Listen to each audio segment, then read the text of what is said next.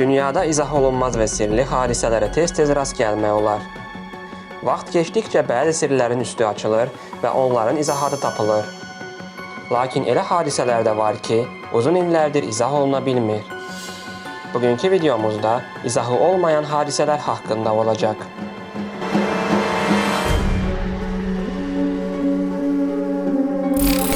Braziliyanın Ververder kəndi adi kəndlərdən biri idi. Burada 500 nəfərə yaxın adam yaşayırdı. İnsanlar əkinçiliklə məşğul idilər.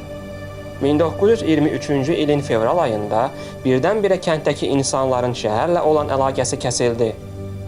Bunun səbəbini aydınlaşdırmaq istəyən bəzi insanlar kəndə yollandılar. Kəndə gələn insanlar burada heç kimin olmadığını, insanların yoxa çıxdığını görüb, hadisəni araşdırmaq üçün polisi çağırdılar. Polislər kənddəki evləri bir-bir gəzdilər, ancaq heç kimi tapa bilmədilər. Bütün evlərdə əşyalar, həyətlərdə kənd təsərrüfatında istifadə olunan texnikalar, hər bir şey yerində idi. İnsanlar bunları götürməyib hara getmişdilər? Bu sual polisləri çox düşündürdü. Araşdırmanı dərinləşdirən polislər məktəblərdə siniflərdən asılmış qəribə şəkillər və ipucu olaraq götürdükləri zərflər tapdılar. Zərflərdə belə yazılmışdır: ondan qurtuluş yoxdur. Hadisənin üzərindən illər keçməsinə baxmayaraq, kənddəki insanların taleyi ilə bağlı heç bir məlumat yoxdur. 1911-ci ilin 14 iyul tarixində İtaliyanın Sanetti turizm şirkəti Romadakı vağzaldan 3 vaqonu olan qatarı səfərə göndərib. 106 varlı şəxs qatarın sərnişini olub. Şirkət onlar üçün ölkə daxilində əyləncəli səfər təşkil etmişdi.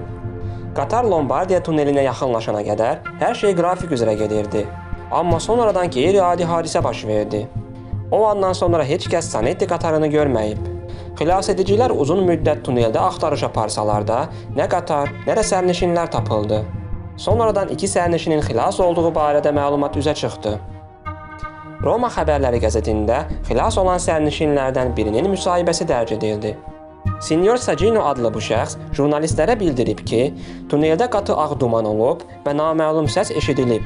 Sərnişinlər təşvişlə vaqonlarda ora-bura qaçıblar. Saginonun bəxti gətirib və o, vaqondan tullanıb. Sonra isə başqa bir turistin də tullandığını görüb. Onlar tuneldən çıxa biliblər. Sonradan heç bir dəmir yolu şirkəti qatarlarını bu tunelə buraxmadı. Tunel 2-ci Dünya müharibəsinə qədər bağlı qaldı. Aviasiya hücumları nəticəsində tunelin girişində bomba partladı. Zaman keçdikcə qatar unudulmağa başladı. Sərnişinlərin taleyi barədə xəbər almaq ümidi isə yoxa çıxdı. Amma hadisədən 15 il sonra arxivlərdən əldə edilən məlumatda qeyd edilirdi ki, Meksikada qəflətən 100 İtaliyalı peyda olub. Onlar qatarla Romadan gəldiklərini bildiriblər. Amma müəmma odur ki, qeydiyyat 1845-ci ilə aiddir. Yəni baş verən hadisədən 66 il əvvəl olub. Avropalıları Meksikada dəli sayıb xəstəxanaya yerləşdirdilər. Arxivlərdə isə psixiatrın qeydləri var. O, İtalyanlarla söhbətini yazıb. İtalyanlar 20-ci əsrdən gəldiklərini iddia ediblər. Bununla yanaşı, qonaqların paltarları 19-cu əsrin ortaların dəbinə heç də uyğun olmayıb. 1959-cu ilin yanvar ayında Rusiyalı 10 alpinist gənc Ural dağlarının şimalında gəzintiyə çıxmağı qərarı alır. Məlumata görə, çoxluğunu təcrübəli gənclərin təşkil etdiyi 10 nəfərlik qrupun bütün üzvləri Ural Texniki Universitetinin məzunları idi. Qrup üzvlərindən Yuri Yudin son anda ayağının buruxulması səbəbindən gəzintiyə qatıla bilmir. Bu qəribə təsadüf gələcəkdə onun həyatının dönüm nöqtəsi sayılacaqdı. Digər 9 gənci isə sonuncu dəfə 27 yanvar tarixində görülürlər. Bundan sonra onların yalnız cəsədləri görüləcəkdi. 12 fevral tarixində geri dönmələri gözlənilən qrupdan günlərlə xəbər alınmaması səbəbindən axtarış işləri başladılır. Axtarış nəticəsində qrup üzvlərinə məxsus parçalanmış çadır tapılır. Gənclərin isə yalnız əşyaları üzə çıxır. Bu səbəbdən çadırı əhatə edən ərazidə araşdırmalar aparılır. Bu araşdırmalar nəticəsində gənclərin ayaq izinə rast gəlinir.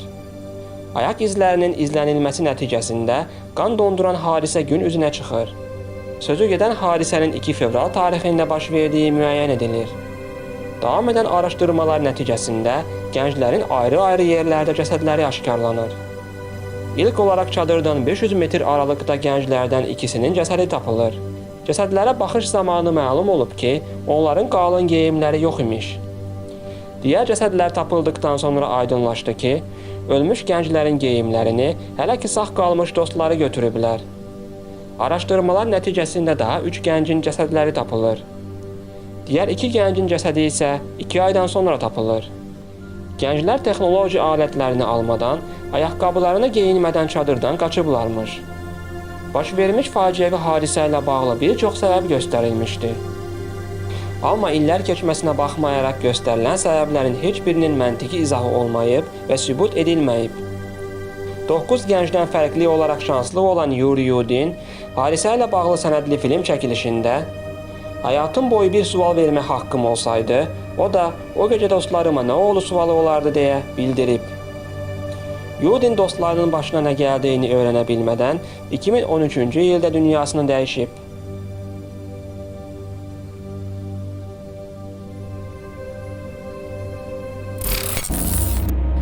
Çinin Şanxay şəhərindən 300 kilometr məsafədə başlayan, Koreya və Yaponiyaya qədər uzanan Cənubi Çin dənizində 2007-ci ilin yanvarından 2016-cı ilin dekabrına qədər 1186 gəmi qəzası baş verib.